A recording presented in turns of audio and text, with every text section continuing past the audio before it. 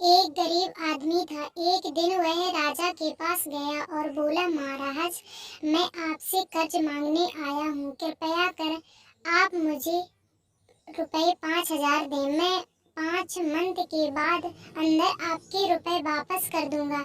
उसकी बात पर विश्वास कर उसे रुपए 5,000 दे दिए।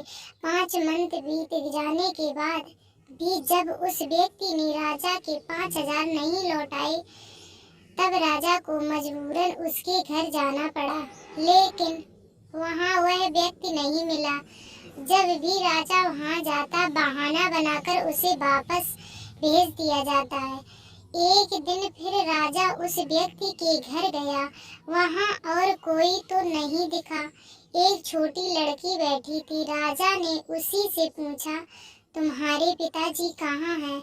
लड़की बोली, पिताजी स्वर्ग का पानी रोकने गए हैं। राजा ने फिर पूछा, तुम्हारा भाई कहाँ है? लड़की बोली, बिना झगड़े के झगड़ा करने गए हैं। राजा की समझ में एक भी बात नहीं आ रही थी, इसलिए वह फिर पूछता है, तुम्हारी माँ कहाँ है? लड़की बोली, माँ 1 से 2 करने गई है। राजा उसके इस जुनून जवाब से खींच गया। वह गुस्से में पूछता है, और तुम यह बेटी क्या कर रही हो? लड़की हंसकर बोली, मैं घर बैठे संसार देख रही हूँ। राजा समझ गया कि लड़की उसकी किसी भी बात का सीधा जवाब नहीं देगी, इसलिए उसे अब इससे इन बातों का मतलब जानने के लिए प्यार से बतियाना पड़ेगा।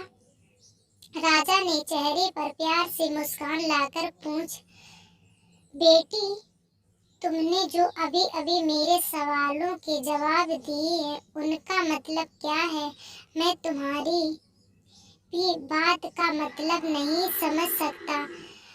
तुम मुझे सीधे सीधे उनका मतलब समझाओ। लड़की ने भी मुस्कुरा कर पूछा, अगर मैं सभी बातों का मतलब समझा दूं तो आप मुझे क्या देंगे? राजा के मन में सारी बातों को जानने की तीव्र उत्कंठा थी।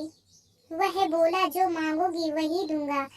तब लड़की बोली, आप मेरे पिताजी का सारा कर्ज माफ कर देंगे तो मैं आपका सारी बातों का अर्थ बता दूंगी। राजा ने कहा, ठीक है, मैं तुम्हारे पिताजी का सारा कर्ज माफ कर दूंगा।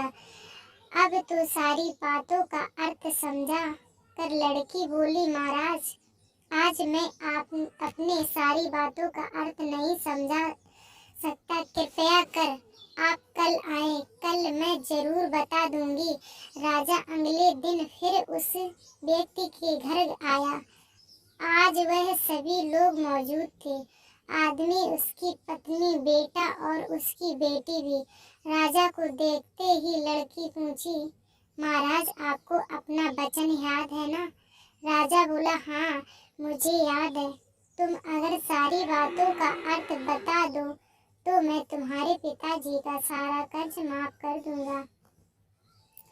लड़की बोली, सबसे पहले मैंने यह कहा था कि पिताजी स्वर्ग का पानी रोकने गए हैं। इसका मतलब था कि वर्षा हो रही थी और हमारे घर की छत में पानी टपक रहा था। पिताजी पानी रोकने के लिए छत को अच्छा बना रहे थे। यानी वर्षा का पानी आसमान से ही गिरता है और हम लोग तो यही मानते हैं कि आसमान ही स्वर्ग है। बस पहली बात का अर्थ यही है। दूसरी बात मैंने कही थी कि भैया बिना झगड़ा के झगड़ा करने गए हैं। इसका मतलब था कि वह रेंगने के कांटे को काटने गए थे। अगर कोई भी रेंगनी के कांटे को काटेगा तो उसके शरीर में जहां तहां कांटा गड़ जाएगा, यानी झगड़ा नहीं करने पर भी झगड़ा होगा और शरीर पर खरोच आएगी। राजा उसकी बातों से सहमत हो गया। वह मन ही मन उसकी चतुराई की प्रशंसा करने लगा।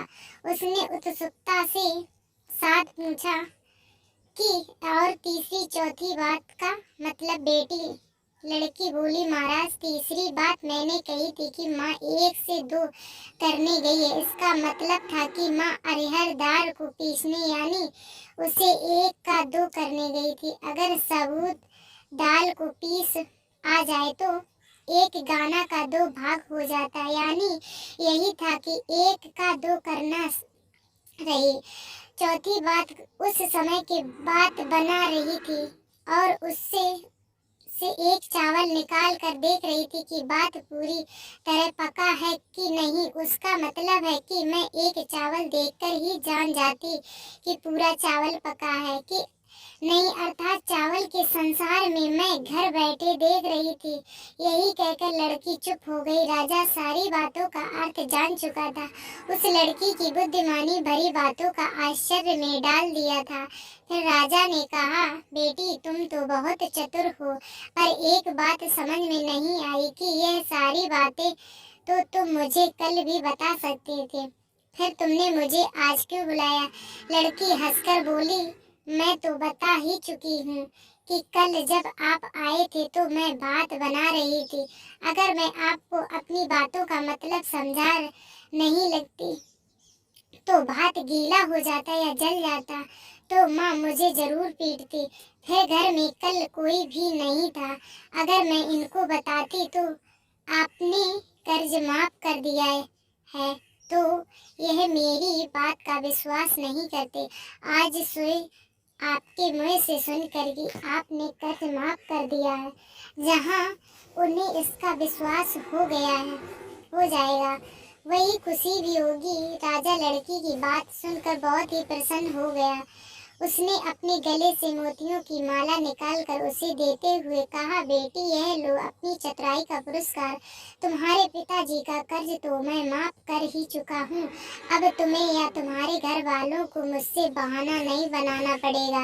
अब तुम लोग निश्चित होकर रहो। अगर फिर भी कभी किसी चीज की जरूरत हो तो बेझिझक होकर मुझसे कहना। इतना कहकर राजा लड़की को आशीर्वाद देकर चला गया।